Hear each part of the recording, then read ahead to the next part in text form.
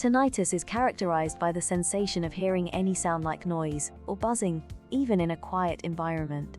However, this can vary, since we will not necessarily notice a buzzing sound, but it can take the form of a murmur, a whistling sound. And the same goes for its intensity. It can be softer or louder. Another interesting feature of tinnitus is that it does not necessarily affect both ears. It is quite common to feel the ringing in only one of them. Fortunately, in most cases, this ringing disappears as it came, without treatment and major concerns. But on those rare occasions when the noise becomes persistent, it can generate irritation and stress. Tinnitus is usually not serious and arises as a consequence of cold or prolonged exposure to loud noises.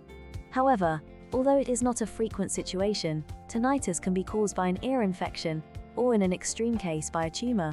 So do not hesitate to go to the otolaryngologist to solve this situation as soon as possible. The treatment of tinnitus will always depend on its cause. However, some precautions can help prevent certain types of tinnitus. Exposure to loud sounds can damage the nerves in the ears, leading to hearing loss and tinnitus. If you use power saws, are a musician, work in an industry that uses machinery that emits loud noises, or use firearms, try to limit exposure to loud noises. If you cannot avoid them, wear hearing protection to help protect your ears.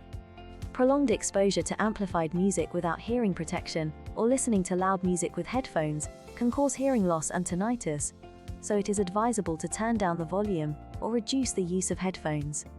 Exercising regularly, eating right, and taking other steps to maintain healthy blood vessels can help prevent obesity-related tinnitus and vascular disorders. Similarly, it is important to limit alcohol, caffeine, and nicotine intake. These substances, especially if consumed in excess, can affect blood flow and contribute to tinnitus.